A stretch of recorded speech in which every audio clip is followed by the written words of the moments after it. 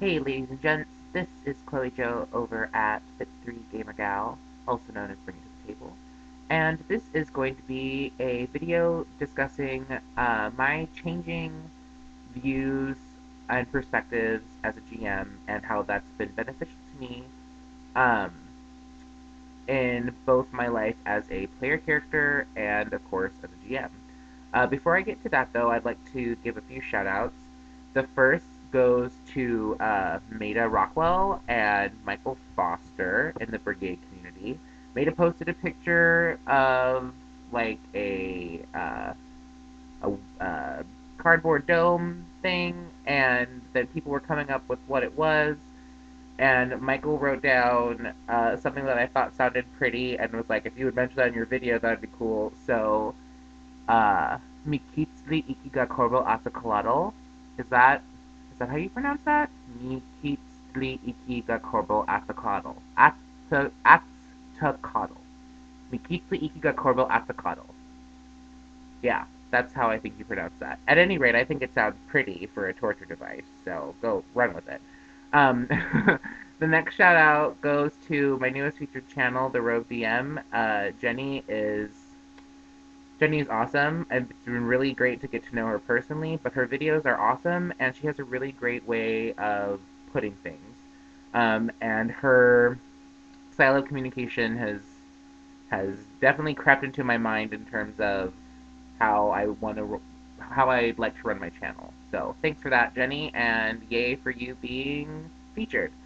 Um, the last shout out before I get into GM talk is going to go to the creators of the current discussion around feminism and stuff on the tubes.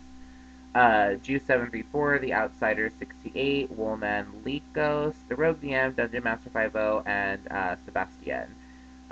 Thanks, guys, for contributing to that discussion. We just had a hangout today, and that was awesome, and we'll be hopefully having that in the future. So expect follow-up videos on that account. But to get into what I actually want to talk about um, in this video after the little mini update, thanks, guys, is my perspectives as a GM now and how they've really shifted and who has helped me to do that. Uh, the first person I'm going to talk about is PhD&D Kirk's page has been really influential in me, or really influential for me lately, because Kirk tends to talk about when you're world building or when you're campaign building or even when you're character building to start small and centralize and to build complexity from there. And that has kind of that has changed the way that I think about GMing because when I first approached GMing, this is the fourth time I've GM'd. I got to GM last night, which was really fun. It was awesome and a surprise. I didn't know that we were going to play yesterday, but I was ready. Um, anyway, I thought that I had to have every answer, that every town had to be fleshed out with like hundreds of NPCs, that I had to have an entire country economy and um, religions and sayings and prophets and a completely large world um, full of stuff. Um, and I think it was the first PhD video I watched was, I think it may have been a hangout actually. Kirk was just talking about how um, he started with a city and then built from there, and then built from there, and then built from there. And that caused me to watch, um, like to start small, and for your characters, because they're really only going to be in this little town, and then build out from there. Um, and then that led me to Alex's page on world building and his series on that, and the idea that things are are complex in reality up here, but it's really about what's going on down here where the adventure is happening that actually matters. Kind of married with the small, like starting small and then building bigger from PhD and D, and I found myself when I was thinking about adventures and building them in my head because I love GMing, that what am I really trying to do? I like do people do things have to be do I have to write a codex of laws? Do I have to make sure that they're like are political parties? Like what is actually important and meaningful to people?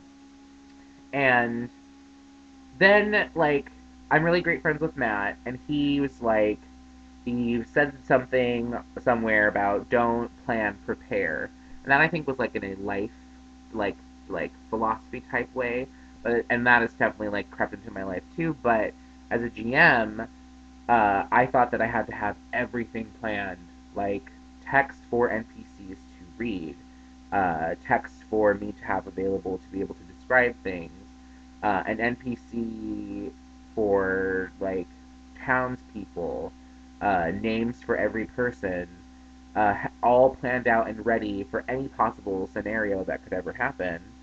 And I ended up doing so much more work, right? So I'm watching your videos, guys. I'm watching your videos and talking at, with you guys, uh, reading and watching things from other people's videos, and I just had this huge paradigm shift as a GM and also a player, that doesn't involve. I've stopped planning, stopped uh, trying to anticipate all kinds of possible scenarios. And I played a lot of spellcasters, and that's kind of arcane spellcasters, so that's kind of like your deal. Like you need to plan ahead. Um, and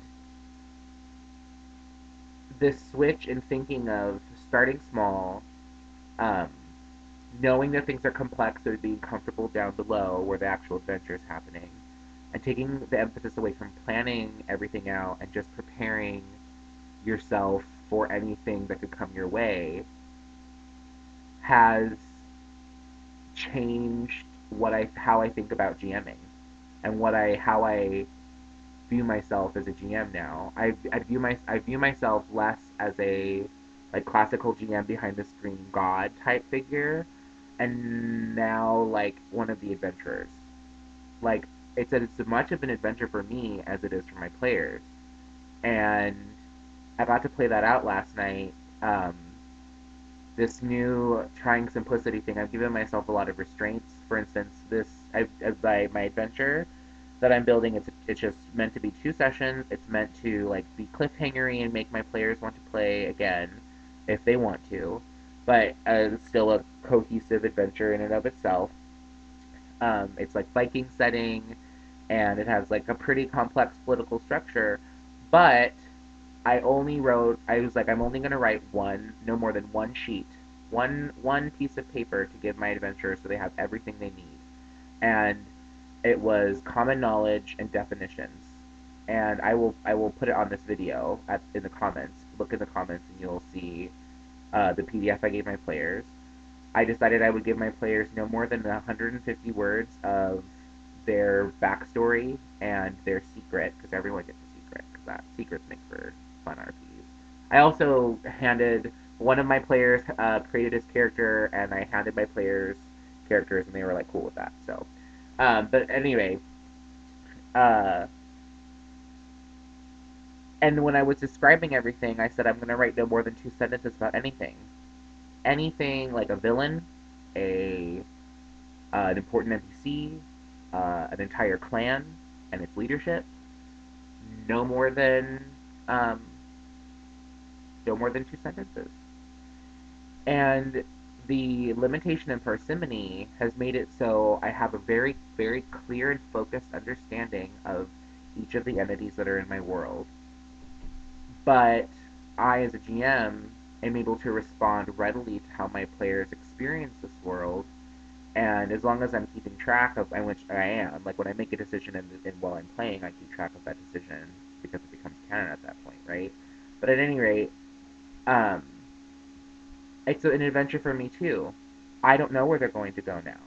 I know where they could go really succinctly everywhere, and I don't need to plan out everything because who, if I will make the decisions when we ever get to, like, if they're like, we want to go to Kurafludet, I'm gonna be like, okay, you can go there.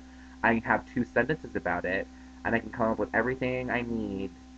I know it when I get there, and it, like, before I approached being a GM as a director, producing a script, and now, and I'm so excited by it. It GMing is just as just as awesome as PCing. Like, being a PC is wonderful. I love being a PC because you show up and play, right? And so this is what happened. I had this whole shift in paradigm thinking, right, with being a GM, and I was like, that's cool. I have this paradigm shift, and it's gonna come into action. Like, we were going to play this weekend, but then we couldn't because uh, one of our gamers, like, mom was graduating and dad had a birthday, and it's Memorial Weekend in the States, so there's, like, all kinds of familial bullshit that happens this weekend. So we didn't know if we were gonna game, and in fact we decided we weren't. And then I got to we some of us were gonna hang out, and I got to Matt and Darren's apartment, and everyone was there, and I was like, oh shit, time to put my new philosophies into work. Like, I actually have a chance to prove that this works. So I didn't stress. I got really excited. I was making dim sum for dinner, so I made a bunch of pot stickers and then cooked them. And then I was like, and then we ate them, and I was like, I need an hour to prepare. And about an hour and 15 minutes later, I had everything I needed, like, out of emails and printed out that I prepared. I didn't even have everything that I prepared. Like, I had it in my brain, kind of, but not everything was updated to my Google Drive, so I was just like, I have enough. I can do what I need to do. And sure as, you know, sure as, I don't know, an hour and 15 minutes later, I was ready to GM an adventure. And it was so much fun because nothing panned out the way that I had planned it to, and people were not going where I thought they would want to go, but I was prepared to handle everything that happened. And of course, I get to make shit up if I need to because I'm the GM, right? But I didn't have my list of ancient Scandinavian names, and I just had to rely on my knowledge of Germanic languages and my wits to come up with some names, and that was fun. It was fun to bullshit. Uh, it was really fun to have no more than 2 sentences about an NPC and then see that NPC come to life. Uh, to not have a voice prepared for to not have a voice prepared for Vigo Son, the clan's pathmaker. But when Vigo started talking, I knew, hey boy, quit it. I knew he just happened, and it was great. Everyone was also, like, right on their roleplay game, and was one of our players, my best friend Tila. Um, she has had, like, she's new to the hobby. She started in January, and she's had some issues getting into character, and she jumped right in. Man, it was so bitchin'. It was the bitchingest fucking thing in the world. And I think I enjoyed it more than any of the other times I GM'd because I did not care about the macro shit. That's important to have a handle of as a GM. You need to have a handle and really know your world.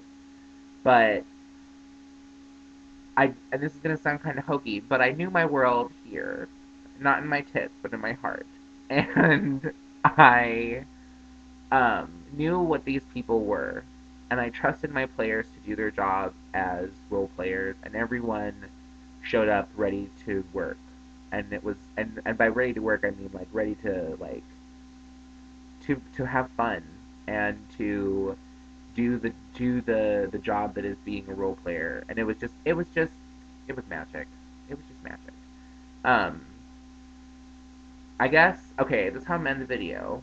Um, I'm just gonna talk about one of the things that a player of mine and I created. Um, you guys have probably watched Game of Thrones, and if you haven't, go watch it, please.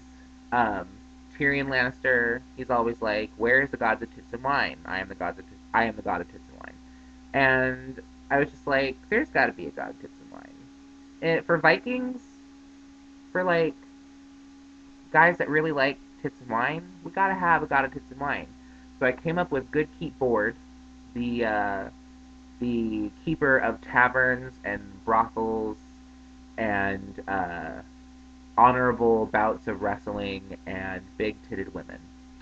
It is said that casks of board, when filled with water, will turn instantly to honey wine. And men know that if another man puts a coin in his cup, especially if it's a wooden cup, it's a challenge to a duel that ends with one man yielding or dying, which usually ends in yielding because this is a hard climate. You don't want to kill someone off. You may start some conflict, right?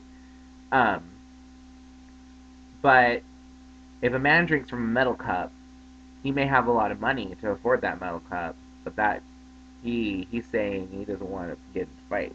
He's probably not a fighting man. And if you put a gold a gold piece in someone's cup, because the coin that goes in the cup, according to board, goes to the barkeep, not to the um not to the winner of the fight. Because if you break anything in a man's bar, he's got to pay for it, and that's why you put the coin in the cup, because board wants to keep things honorable. And if you put a piece of gold in a man's wooden cup, you intend to fuck shit up. And that is that whole thing just now describing that god is the awesomeness of planning less and preparing more, because your player says, "I want to believe in these gods," and you're like, "Sure, I have not decided anything about gods. Of course, there are other gods." And then you go, "Hey, what about your you're a Viking? You would have a god of tits and wine, right?" And your player's like, "Yeah, of course." And then you get to come up with this awesome like halfling Viking god named Bord, who loves tits and wine. And you, I don't know. I am. It's so awesome to experience GMing as an adventure. That is new, and as something that you discover with your players. That is awesome, and it's because of just opening up that process and making it more simplified. Thanks to the videos that people post about their thought processes on how this stuff works, um, you open yourself up to a whole different kind of creation. And it's cool that it ends in tits and drunkenness and honorable fighting.